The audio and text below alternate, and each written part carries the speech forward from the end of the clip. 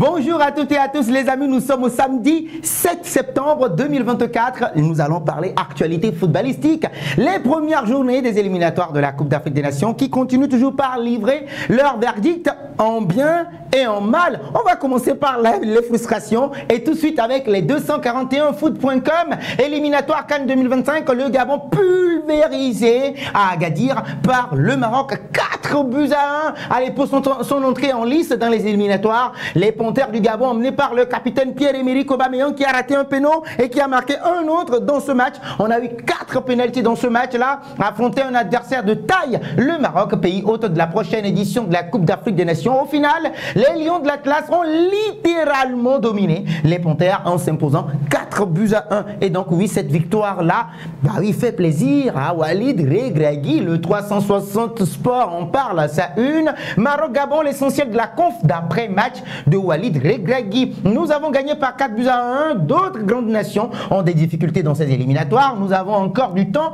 avant la CAN 2025 et nous tenons des choses en défense. On tente des choses en défense, eh bien oui, puisque nous avons cette possibilité. Il est vrai que défensivement, nous leur avons laissé beaucoup d'occasions, mais je garde le positif. Nous avons marqué 12 buts en 3 matchs, c'est déjà bien. Et si nous étions prêts pour la CAN dès aujourd'hui, je serais le premier à avoir peur. Il ne faut pas être prêt trop tôt à lancer justement le technicien au sujet des errances défensives de son équipe. Du Maroc, nous mettons le cap sur Africa Top Sport et parler de la Côte d'Ivoire. Crasso offre la victoire à la Côte d'Ivoire contre la Zambie. Eh bien oui, 18 centres contre 2,8 tirs, contre 3,69% de possession. Eh bien oui, les statistiques en disent long sur l'emprise des hommes des Marseillais sur le match. Et déjà, il lui a fallu quoi? À peine 2 minutes après son entrée, l'attaquant du Paris FC, Jean-Philippe Crasso, ouvre le score pour les éléphants à la 113e.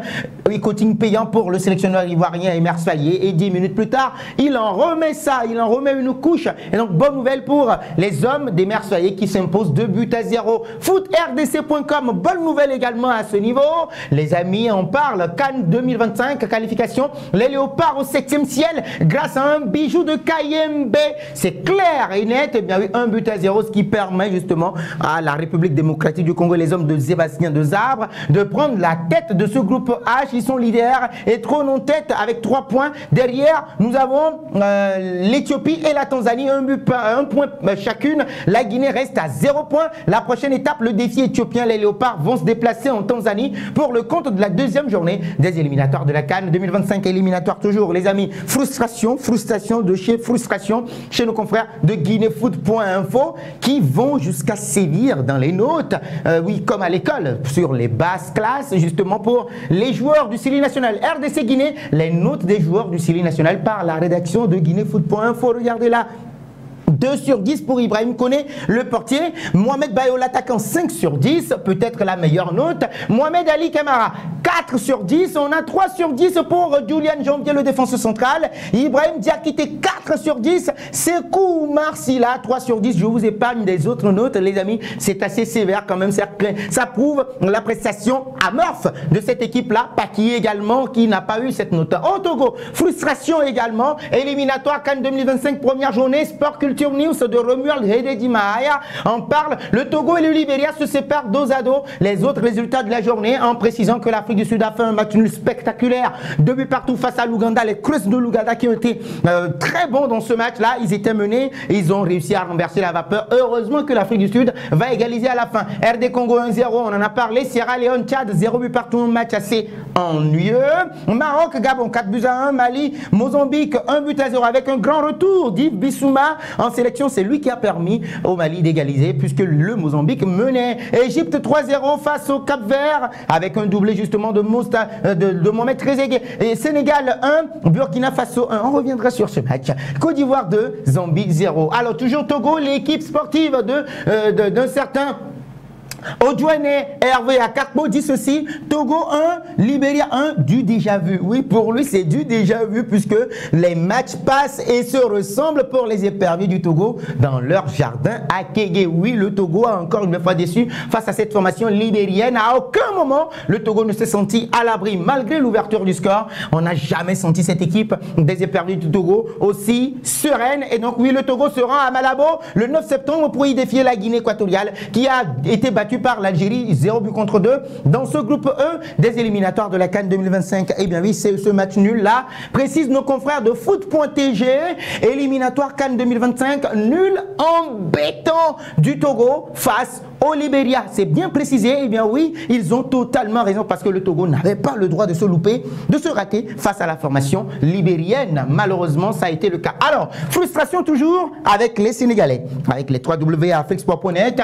L'attaquant vedette Sadio Mané, des Lions indomptables, enfin que dis-je, des Lions de la Teranga du Sénégal. Sadio Mané est apparu agacé et très déçu après le match nul contre le Burkina Faso ce vendredi. Donc alors qu'Aliou Cissé est conspué, décrié pour son management, l'attaquant d'Al Nasser a catégoriquement refusé de voler au secours devant la presse. Il a glissé le mot qui enrage encore plus les Sénégalais. Ce mot, il est là, les amis. Je n'ai pas de mots. Tout simplement qu'il a dit. La vidéo est à retrouver sur les www.afrixport.net. Vous l'aurez compris, Sadio Mané a tout simplement décrié, laisser tomber son entraîneur. Eh bien oui, son entraîneur, lui, revient en conférence de presse et il a livré une analyse qui n'est pas du tout du goût de plusieurs observateurs. On est déçu d'avoir pris ce but à la dernière minute, car ce soir, on méritait de gagner. C'est moi l'entraîneur, j'assume ce match nul là, mais dire que notre plan n'a pas été bon, je trouve que ce n'est pas vrai. Ah d'abord, Aliou Cissé. Alors les amis, je vous lis en commentaire. Le 3-5-2 d'Aliou Cissé, le système qu'il anime, est-ce que vous êtes d'accord? Les supporters des Lions de la Teranga, je vous lis en commentaire. Nous allons en Algérie. DZ Foot nous annonce deux forfaits. Amoura et Ryan Etnouri qui sont forfaits donc après avis médical et autorisation du sélectionneur national Vladimir Petkovic qui a préféré les préserver et les laisser se rétablir sans prendre de risques. Eh bien oui, ils vont partir ce samedi pour rejoindre leur club respectif. Ce qui va nous amener au Bénin, les 229foot.com, et on annonce les couleurs de ce match choc face au Nigeria qu'ils ont déjà battu en déplacement. Steve Mounier se montre confiant avant le choc contre le Nigeria. Il a dit: nous avons un état d'esprit de conquérant et nous avons à cœur de faire de belles choses dans ces qualifications, a-t-il rassuré. Ces mots forts témoignent quand même de l'ambition du Bénin de décrocher son billet pour la phase finale de la CAN, tout en gardant un œil sur quoi ce n'est pas le match référence quand même, mais c'est important de le gagner. Nous allons en Angleterre avec les journaux britanniques qui font un clin d'œil toujours à leur nouveau sélectionneur intérimaire. Il s'agit de Lee Carsley, l'Irlandais, qui va jouer contre son pays, et il a été clair. On lui a demandé, posé la question de savoir est-ce qu'il va chanter l'hymne national de l'Angleterre. Il a été clair: I won't sing the national anthem. Je ne vais pas chanter l'hymne national. New boss Carsley stands firm on pre-match ritual. Il a été ferme sur le rituel de pré-match. Lions in the quiet car. Oui, les Lions vont être tranquilles, silencieux. Coach Lee, I'll never sing the anthems. Je ne chanterai jamais les hymnes nationaux pour ce match. Irlande du Nord face aux Three Lions d'Angleterre. Only sing when we are winning. Je vais chanter quand nous allons gagner ou bien quand nous serons en train de gagner. I will keep stum while anthem plays. Je serai silencieux lorsqu'on va jouer l'hymne national. Carsley, I will be too focused on match to sing the anthem. Je serai tellement concentré sur le match que de chanter l'hymne national. Quiet coach, un coach silencieux à la une. Ce qui va nous amener en Espagne parler de libération, de contrat, de mercato encore avec le FC Barcelone, les Azulgranes du FC Barcelone, le Mundo Deportivo avec Kimmich et Ta 2025 qui seront libres dans 10 mois. On en parle à une. El centrocampista del Bayern y el defensa del Leverkusen que acaban contrato en 10 meses daros objetivo del Barça de Flick. Oui, le défenseur central du Bayern Leverkusen, Jonathan Ta, et puis le milieu de terrain défensif du Bayern Munich, Joshua Kimmich, seront libres de tout contrat en 10 mois, dans 10 mois. Et donc, ce qui plairait beaucoup aux objectifs d'Hans-Dieter Flick. Et Hans-Dieter Flick est à la une de Sport.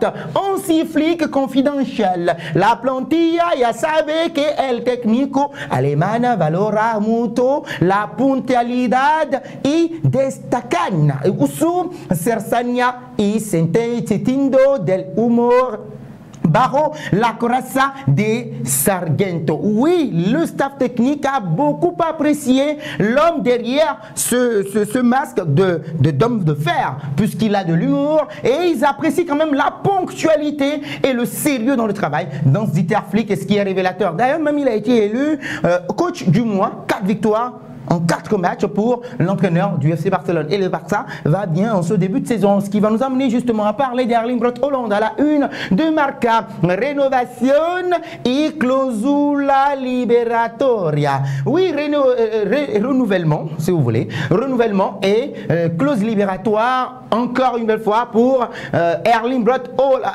Haaland, si vous voulez. Voilà, la belle prononciation, c'est Haaland. Voilà, Haaland a punto de ampliar con el City, pero deja una puerta abierta a una posible llegada al Real Madrid. Oui, il va prolonger, il est sur le point de prolonger sa clause libératoire, ou bien son contrat avec le Manchester City, mais garde toujours une porte ouverte pour le Real Madrid. Nous allons en Italie et parler de cette Italie qui a été magnifique, monstrueuse face à la formation française. Corriere dello Sport est dithyrambique pour l'Italie de Luciano Spalletti all'italiana, à l'italienne. Et ce n'est pas tout, regardez ceci. C'è lesione alla Francia, padroni a Parigi. Ouais, les amis.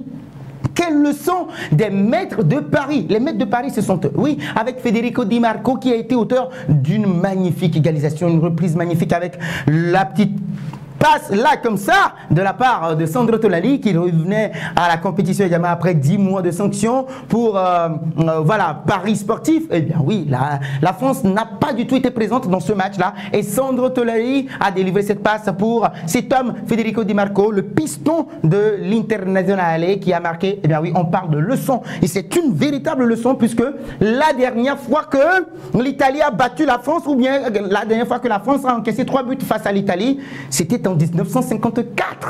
Vous vous imaginez à Colombes où la France a encore une belle fois encaissé 3, mais sur le même score, 3-1 face à l'Italie. Eh bien oui, la Gazzetta dello Sport dit ceci: l'Italia è rinata. L'Italie renaît. Et la renaissance également est à la une de Tutto Sport.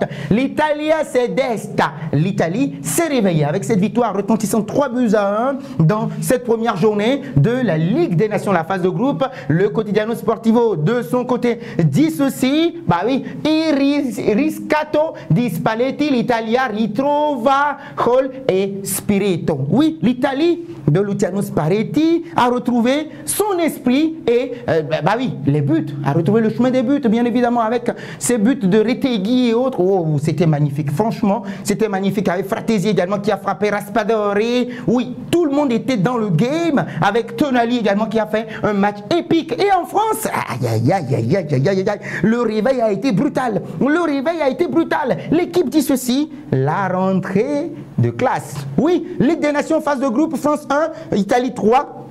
Pourtant lancé par un but de Bradley Barcola. Oui, magnifique but également à quelques secondes hein, du coup d'envoi, après 12 secondes de jeu. Eh bien oui, l'équipe de France a sombré et montré une grande impuissance pour son premier match depuis l'Euro 2024. Le Figaro Sport va taper sur les fesses de Kylian Mbappé. 2 sur 10, les amis, 2 sur 10 pour Kylian Mbappé. Les notes des Bleus contre l'Italie, Mbappé et Griezmann perdus. Barcola, seule étincelle dans ce match. Alors les amis, est-ce la fin de l'ère Didier Deschamps? Je vous lis en commentaire.